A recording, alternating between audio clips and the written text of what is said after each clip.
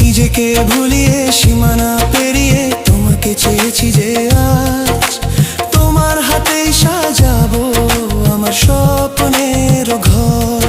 আমি তোমার প্রেমে পড়ে দুনিয়া ভুলে গেছি।